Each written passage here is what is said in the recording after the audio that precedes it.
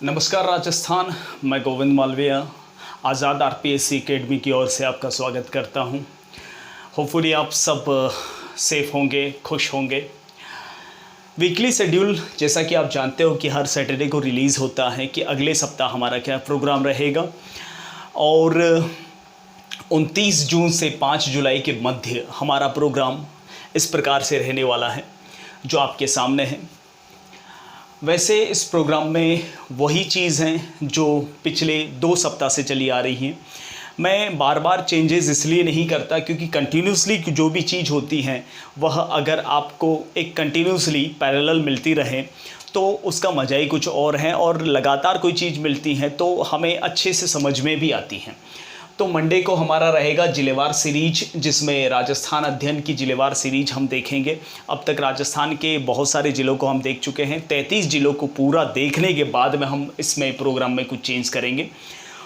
Wednesday और Thursday, सोमवार और मंगलवार को जिलेवार सीरीज रहेगी। बुधवार और गुरुवार, वेडनेसडे थर्सडे को हम रहेंगे राजस्थान के इतिहास और कला संस्कृति के बारे में। राजस्थान का इतिहास एक बार पूरा देखने के बाद में अदर सब्जेक्ट पर हम जाएंगे। साथ ही साथ फ्राइडे को गाइडेंस प्रोग्राम रहेगा जो हमेशा की तरह है, और सैटरडे को रहेगा वीकली करंट अफेयर्स, समसामयिक मुद्दे को लेकर। खैर, ये तो था वीकली शेड्यूल के बारे में चर्चा। अब मैं एक चर्चा और साथ साथ में करने वाला हूं। देखिए, जैसा कि मैं आपको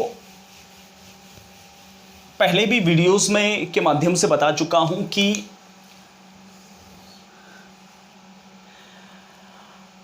वन महोत्सव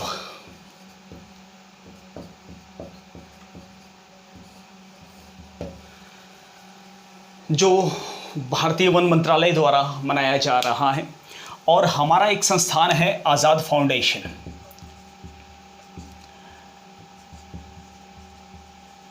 आज़ाद फाउंडेशन की वेबसाइट भी जारी हो चुकी है, जो मैं आपको बता देता हूं, www.azadfoundation.in .com नहीं है, .in है, ठीक है।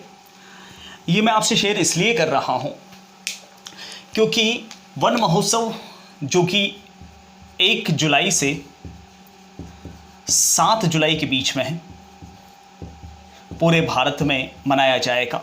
हमारे आज़ाद फाउंडेशन नाम के एक एनजीओ ने, जो हमेशा से हर क्षेत्र में, चाहे वह वृक्षारोपण का कार्यक्रम हो, चाहे वह किसी भी सामाजिक कार्यक्रम में हो, हमेशा आगे रहता है।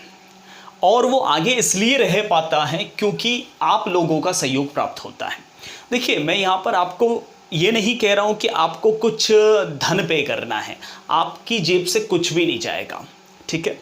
सिर्फ एक छोटी सी रकम आप एक बार करके तो देखिए हमारे साथ में, और पूरी उम्मीद है कि आप करेंगे और इस मुहिम में हमारा साथ देंगे। हमारा उद्देश्य है आज़ाद फाउंडेशन की तरफ से 5 लाख वृक्ष लगाना, जो हम अगले साल 25 लाख का लक्ष्य रखेंगे। और ये तभी संभव हो पाएगा जब आप हमारा इसमें साथ देंगे, इस मुहिम में हमारा साथ देंगे।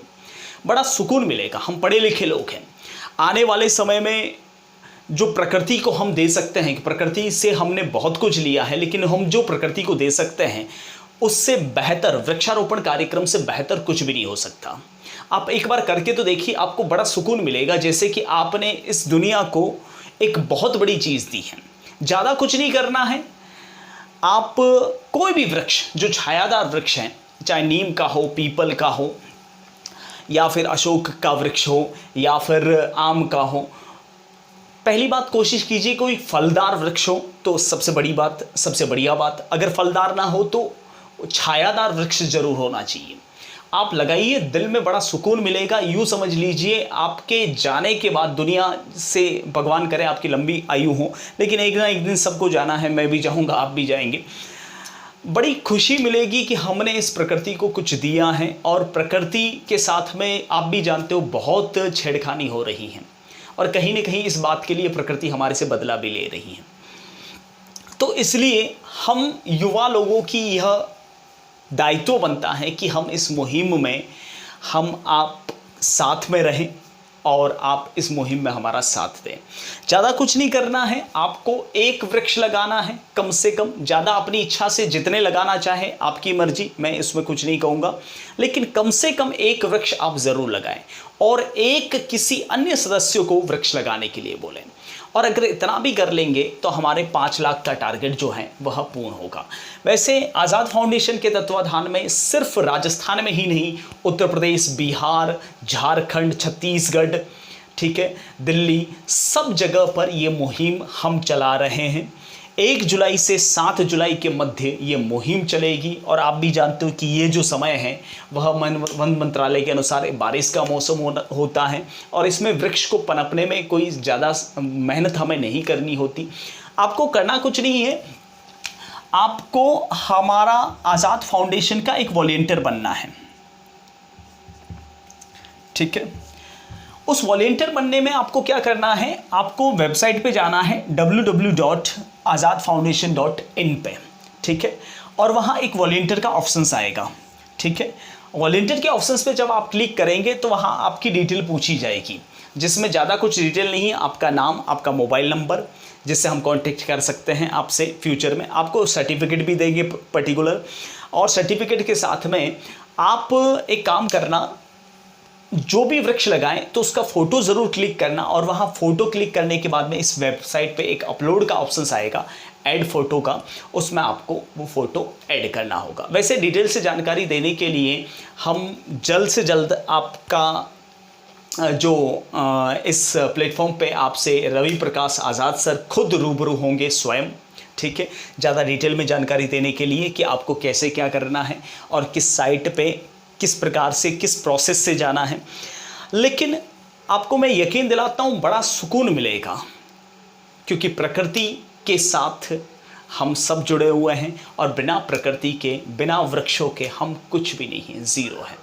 क्योंकि आने वाले समय में पृथ्वी पर बहुत ही बड़ा भूचाल आएगा।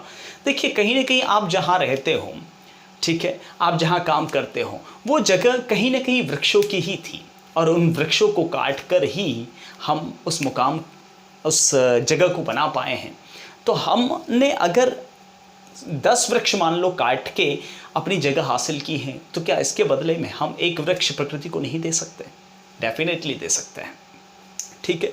तो इस मुहिम में हमारा साथ दीजिए और उम्मीद है कि आप इसमें बढ़ चढ़कर हिस्सा लेंगे। और फ़ोटो ज़रूर क्लिक करना अपनी, और फ़ोटो क्लिक करके इस वेबसाइट पे अपलोड करनी है आपको। अधिक जानकारी आपको जल्द ही मिल जाएगी कि कैसे क्या करना है और इससे जुड़ने का फ़ायदा क्या होगा। हम आपको बाद में ऐसा भी होगा कि हम आपको राजस्थान में कुछ पोस्ट भी दे सकते हैं आज़ाद फाउंडेशन के अंडर में, ठीक है।